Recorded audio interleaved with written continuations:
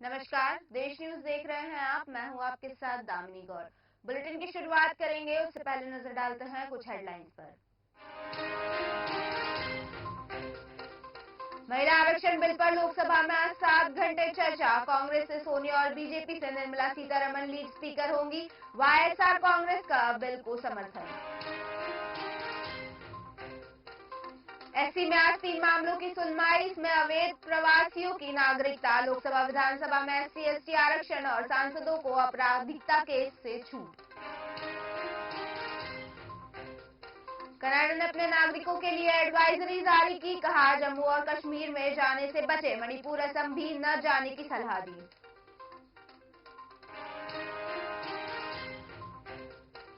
BJP नेता की गुंडागर्दी पर कमलनाथ का ट्वीट। शिवराज जी, आदिवासियों पर अत्याचार नहीं रोक सकते, इस्तीफा दे दीजिए।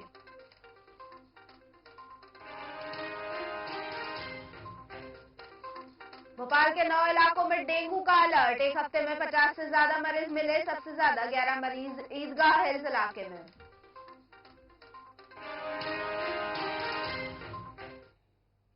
वहीं अब खबरों का सिलसिला शुरू करते हैं। भिंड में एक डांस पार्टी का आयोजन किया गया था, जिसमें दो पक्षों में अश्लील गाने को लेकर विवाद हो गया और विवाद इतना बढ़ गया कि हवाई फायरिंग हो गई, जिस वजह से कुछ लोगों के घायल होने की सूचना भी है।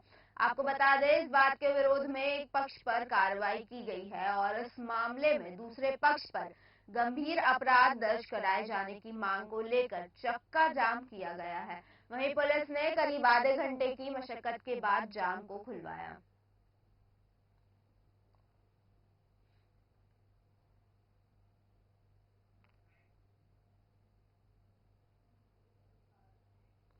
शाजापुर जिला अस्पताल में प्रतिदिन सैकड़ों मरीज उपचार के लिए आते हैं। आपको बता दें, मरीजों को अस्पताल में भर्ती के लिए 10 रुपए पर्ची के लिए लिए जाते हैं, लेकिन कुछ मरीजों के पर्चे में राशि नहीं दर्शाई जाती। वहीं जिला अस्पताल में मौजूद मरीजों का कहना है कि यदि इस मामले की सही से जांच हो तो जिला अस्पताल पर्ची मामले में बड़े खुलासे हो सकते हैं।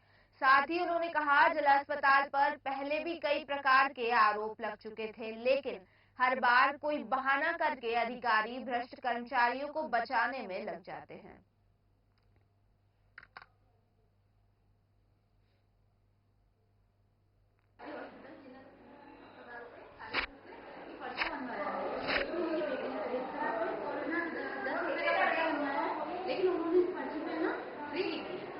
सब पैसे दिए थे आपने? तो किसको दिखाने आया था?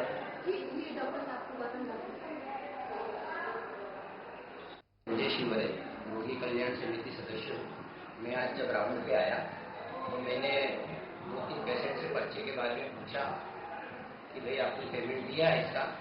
तो मैं चेक कर रहा था तो कुछ पर्चे पे मुझे 0-0 लिखा हुआ। ठीक है, मैंने पूछा आपने पैसा दिया?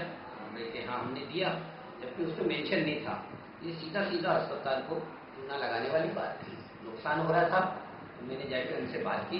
उन्होंने कहा कि जल्दबाजी में मैं लेना भूल गया हूँ और कई बार हम नहीं लेते। तो मैंने कहा जब आपने पैसा दिया तो पर्चे पे मेंशन होना चाहिए। उनको हिदायत दी है, सिविल सर्जन साहब को मैंने अवगत करा दिया है और संबंधित को भी मैंने बात करके समझाइश दी है कि आगे से ऐसा ना हो।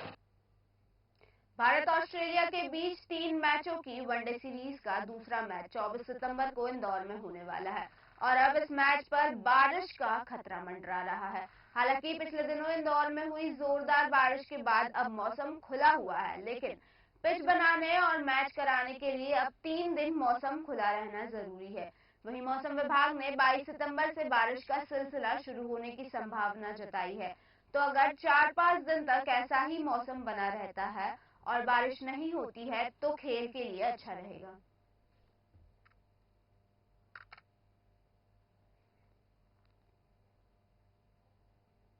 इंदौर में आज बीजेपी की जन आशीर्वाद यात्रा निकलने वाली है, जो इंदौर की 6 विधानसभा को कवर करेगी। बता दें, यात्रा में दोपहर बाद मुख्यमंत्री शिवराज सिंह चौहान भी शामिल होंगे। वे करीब 3 घंटे यहां रुकेंगे। इस दौरान वे कुछ स्थानों पर सभा को संबोधित भी कर सकते हैं, जिसके बाद मुख्यमंत्री ओमकारेश्वर के लिए रवाना हो जाएंगे।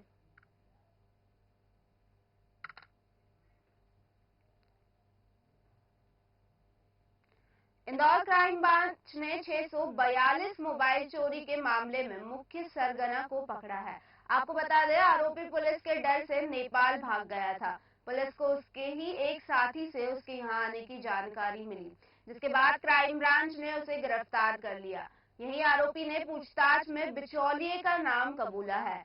वह 500 से 1000 रुपए के कमीशन के चलते लूट और चोरी के मोबाइल को जॉनी और जितेंद्र वासवानी को देता था, जिसके बाद जॉनी उसे पूरा चेंज कर मार्केट में बेच देता था। अब क्राइम ब्रांच के एडिशनल डीसीपी राजेश दंतोड़िया की टीम ने जॉनी और जितेंद्र वासवानी को गिरफ्तार कर लिया है।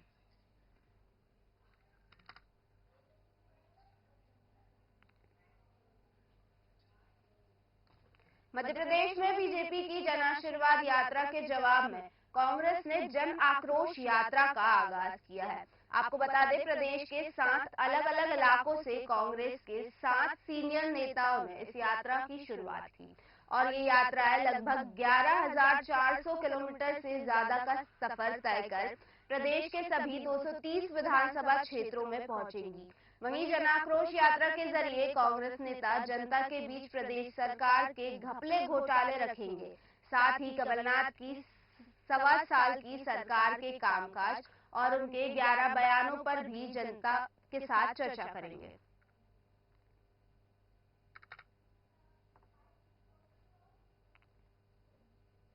रुक रुक कर हो रही बारिश से भोपाल में डेंगू का संक्रमण बढ़ने लगा है। राजधानी में बीते एक हफ्ते से 50 से ज्यादा डेंगू संक्रमित मरीज मिले हैं। इसके चलते स्वास्थ्य विभाग ने राजधानी के 9 इलाकों को डेंगू सेंसिटिव जोन घोषित कर दिया है। इसकी पुष्टि जिला मलेरिया अधिकारी दफ्तर की रिपोर्ट में हुई है। रिपोर्ट में सेंसिटिव इलाकों में इस साल 67 डेंगू मरीज मिलने की जानकारी दी गई है।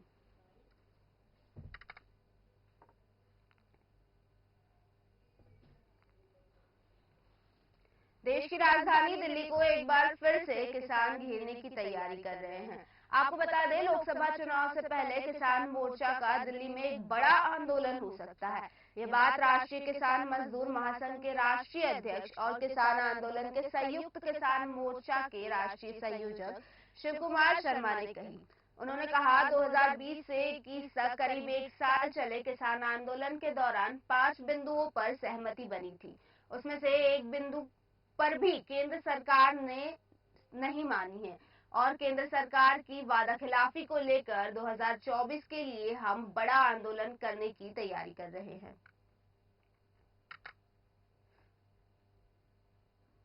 हमारे साथ केंद्र सरकार ने वादाखिलाफी की। जब आंदोलन हमने स्वीकृत किया तो 5 बिंदुओं पर हमसे सरकार की सहमति बनी। भारत सरकार के लेटर पैड पर उसकी एक भी बिंदु पर सरकार ने हमारी बात नहीं मानी। 2024 के लिए एक बड़ा आंदोलन करने की हम लोग तैयारी कर रहे हैं।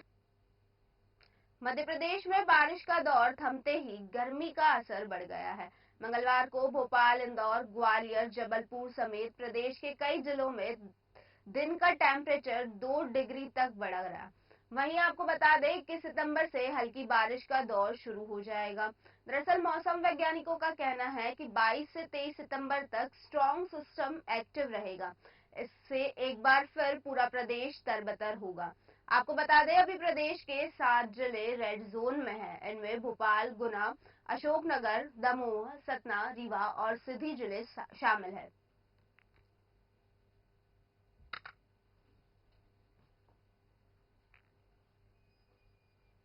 भिंड जिले में अपराध का ग्राफ तेजी से बढ़ता जा रहा है। बीते एक सप्ताह में भिंड शहर में ही गोलीबारी की 3 घटनाएं सामने आ चुकी है, जिसमें से एक युवक की मौत के साथ गोली लगने से 5 लोग घायल हैं। आपको बता दें, 2 दिन पहले बीती 17 सितंबर को देहात कोतवाली इलाके के दवोहा गांव में रहने वाले गौरव शर्मा ने पुत्र प्राप्ति के उपलक्ष्य में डांस पार्टी का आयोजन किया था, जिसको देखने आए 2 गुटों में विवाद हो गया और विवाद इतना बढ़ गया कि दोनों ओर से फायरिंग हुई, जिसमें एक पक्ष द्वारा चलाई गई बंदूक के छर्रे लगने से 4 लोग घायल हो गए, जिस पर पुलिस ने शशिकांत शर्मा पर हत्या के प्रयास का मामला दर्ज कर दोनों को सलाखों के पीछे पहुंचा दिया है। वहीं उन पर राजनीतिक दबाव के चलते कार्रवाई न करने का आरोप लगाते हुए आक्रोशित ग्रामीणों ने चक्का जाम कर दिया है, जिसके बाद कार्यक्रम में बंदूक लिए हुए दिख रहे लोगों पर कार्रवाई का आश्वासन पुलिस अधिकारियों द्वारा देने पर जाम खोला गया। अब वे लोग जो है मन से पहले दिन को रंडन को लेके आए यहाँ गांव में नचाने के लिए और कम से कम 10-15 बंदूक लेके आए और बंदूक लेने के बाद वे स्टेज पे गुदमबाजी कर रहे थे। तो हमारे बच्चे ने उन लोगों को रोका तो उन लोगों ने पिटाई की। पिटाई करने के बाद खुद ही फायरिंग की और जमीन में गड्ढे सहित हो गए और वही ककड़ा उछल के उन लोगों के लगे हुए और हमारे बच्चे पर उनकी 3 से 7 की कार्रवाई कर दी। न उनकी बंदूक की गिराई टीआई साहब न कुछ कर रहे, बल्कि मैंने जो किया था वो कर दिया। आप लोगों को जो कार्रवाई करना है वो करो। परसों रात की करीबन 12 बजे के आसपास की घटना है। यहाँ पर गौरव शर्मा नाम के व्यक्ति के बच्चा हुआ था और उसकी डस्टोन का कार्यक्रम था, जिसमें इनके द्वारा ऑर्केस्ट्रा बुलवाई गई थी। लड़कियां आई थी जिसमें अश्लील गाने और डांस चल रहे थे। उस पर से यहाँ एक व्यक्ति के द्वारा शराब पी के ऊधम किया गया। उस ऊधम में यहाँ लड़ाई झगड़ा हुआ और गोली चली और गोली चलने से 4 लोग घायल हुए हैं। उनके द्वारा भी उस व्यक्ति की पिटाई की गई। दोनों तरफ क्रॉस मुकदमे कायम है। फिलहाल के बुलेटिन में बस इतना ही। बने रहिए देश न्यूज के साथ। नमस्कार।